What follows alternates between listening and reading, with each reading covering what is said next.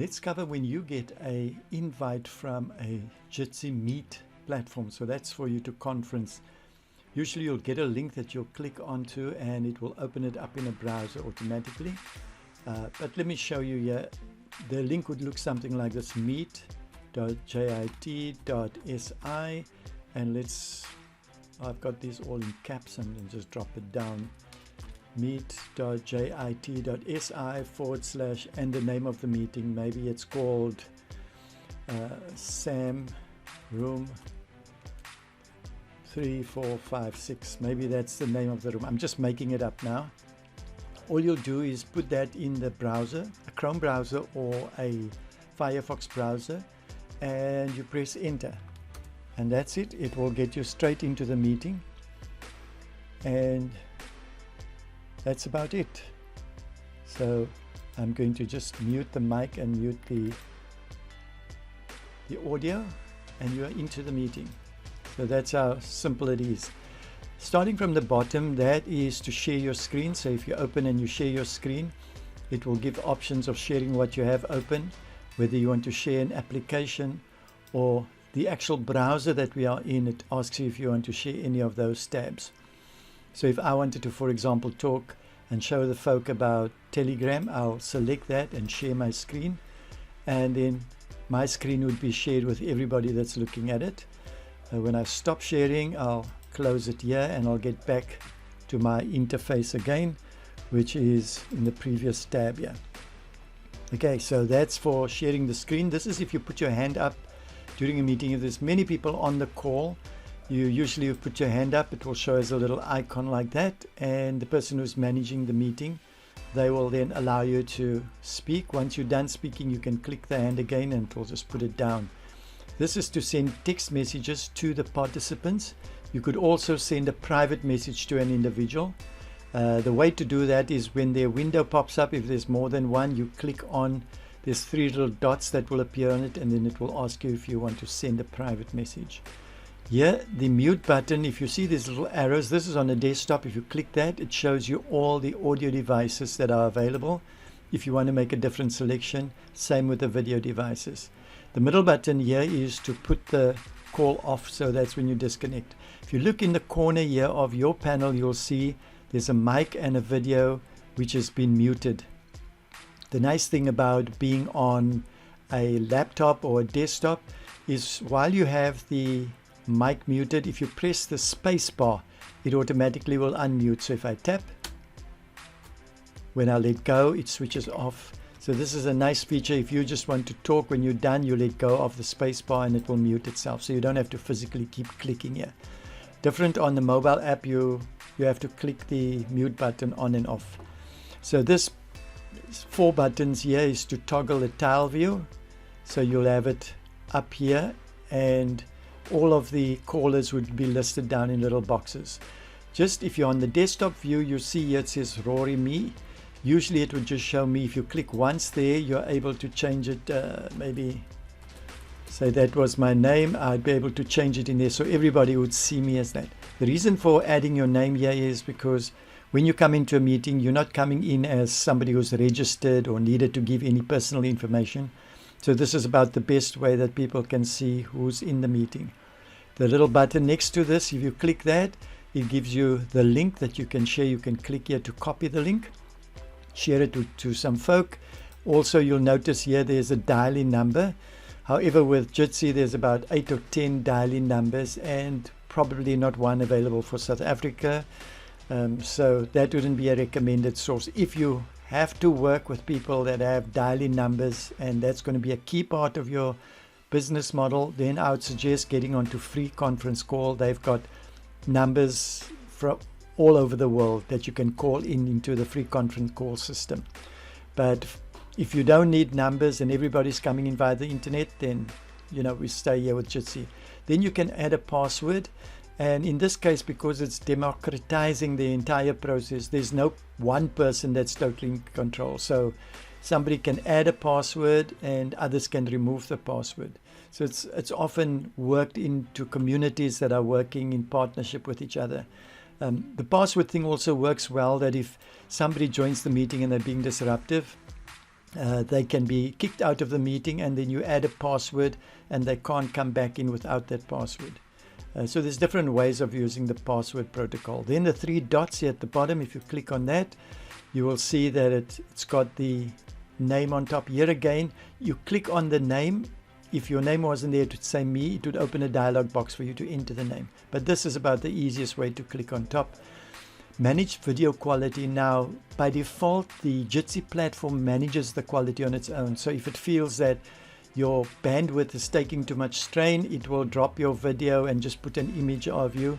So you don't pretty much have to manage the process of, deciding how much quality you need to give. But if your bandwidth for your video is generally low, you could come here and you could choose much lower bandwidth. If you choose low or low definition, you might find that your video might not show at all. Just your photo would be showing over there. Okay, that's if you loaded your photo. If you don't have a photo, just your initials will show up there. Then full screen mode, that says what it is. Live stream. This is when you want to live stream through to something like YouTube. You'd click on this button, it will ask you for live stream information. There's a key that you set up on YouTube. You go do the live stream setup on YouTube. YouTube gives you a key which you put in here, and then you click live stream, and that will be able to stream to YouTube. A very useful feature when you streaming your conference call to thousands of people. So you don't invite them onto the conference call, you have them get a link that they can view. Then on the other instance is if you want to record, you can click start record. It will prompt you to put in a Dropbox address. So most people can get a 2 GB Dropbox account. Then you just link it to that, and every recording that you do will be recorded into your Dropbox. So if you want to record unlimitedly, you can just create a Dropbox account and buy more gigs over there. But depending on how much space you have, that's how long you can record. And recordings are kind of excellent quality that you do put out. This feature here is available, share a YouTube video. It's not available on the mobile app to do the same. The one challenge is streaming video through these applications onto a mobile app is a challenge. So if you want to share a YouTube video, you click on this link and then you paste in the YouTube link here and you click share. What happens is from a desktop, it will propagate to every participant the YouTube link, and you, the person who shared it, when you press the play button, everybody sees it at the same time. So that's a great feature for sharing a YouTube streaming video, so that you're not using your screen share to do it. In some cases, if you want to share a video and somebody's on a mobile device, you could also just go and share your screen and play it in your screen, the video. However, that's going to take a bit more bandwidth strain because you're streaming live video across to everybody. So although it seems like the same thing to share your screen and play a YouTube video versus share a YouTube video, the share video one works much better in that the weight of the streaming is put onto each device. So every person is linked directly to YouTube, and the person sharing is the one just controlling the on and off and shutting down of that video link. So sometimes if you want to share a link with a guest and you don't want them to have the physical link, this is a great way of doing it, but it can only be done on computers, so it cannot work on a mobile device using this feature or a tablet. So if you're going to do this, just know that is a limitation when it comes to that. Blur background, this is still in beta version. I'll recommend you don't really use it. I know some other platforms put pictures in your background, but it's, unless you have a unified background, then it makes sense. So I think if they master this, blur the background, that will help, because putting photos and things in your background is a bit distracting. But to blur it so that you can be in your private environment and not expose what's in the rest of your house or your office, that will be a great feature, but it's still in the beta. Settings would just go to set all your video cams, your audio devices, and to put your names and everything in for settings.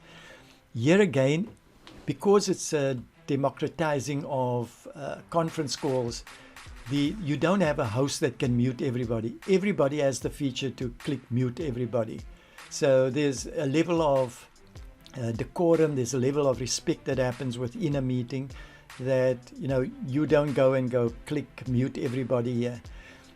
you do at least have the power of knowing that if somebody is busy talking and somebody else's mic is on, you can go and hover over that person's icon, click on the 3 little buttons and mute that person, because that might be interrupting. And that helps just the speaker, that the speaker doesn't have to stop and say, whose mic is on, etc. So it's a team dynamic that works well.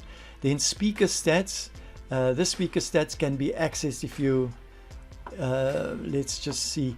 Okay, it's not visible at the moment now, but when you have more than one person on, there's a little icon that comes up here indicating the more than one person.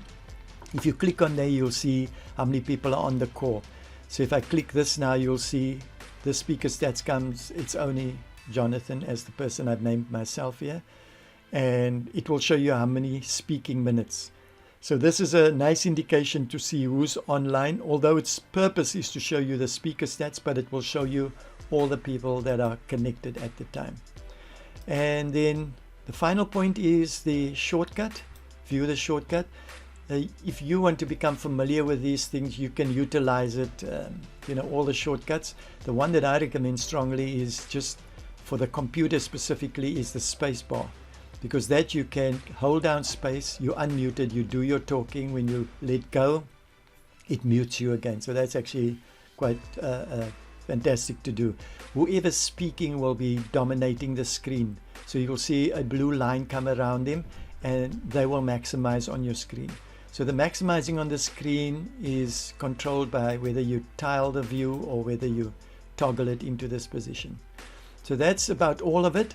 If you decide that you're done with the meeting, you click to put down here. The last point I want to show you is that if you come just to the Jitsi Meet.jit.sa, you can come into this interface and you can click the name here. You can type the name into this area where you see start a new meeting. These words that are auto-generated here are just to create random meeting names, room names. So if I create this room now, I have to share this link, which will be meet.jit.sa/online first contact Sternly. So I could just click go on this one. If I wait a few seconds, it's going to give me another random name. And this just helps. Nobody can guess these sequences of words. It's like a 1 into 100 million chance somebody's going to guess the exact name and be on the same platform at the same time. It just becomes almost a virtual impossibility. So if you want to use these auto-generated ones for a unique meeting, then go ahead and do that. I'll wait for one to renew. There we got President Combat Invoke. If I go, if you look on top there, you can see President Combats Invoke heavily. You see it creates a room like that. Okay, so I'm going to leave the room. And that's it. So if that's benefited you, get involved, get onto Jitsi, share the meeting. It's as quick as a link on the mobile. You install the mobile Jitsi Meet. And if you've got a link and you click on it, it will ask you if you want to open the mobile. You open it and you'll go directly into the meeting. Or if you want to type the meeting room name, you can open the mobile and it asks you just on the landing page, what's the meeting room name. If you type that in and you press enter, you're right into the meeting. It's a seamless process. And your privacy is always maintained because you don't have to register, you don't have to put email addresses, nothing in. You go into a secure environment, you have your meeting, and when you leave, everything stays with you. It's not like some other third-party company has all those discussions with him. And then the final thing is, if you still feel that is not secure enough, you can set up your own Jitsi server that you can connect through. So if you're running an organization, you set up your own Jitsi server and you use that as your platform to connect, because it's all open source and available for you to do that on your own if you are technically minded.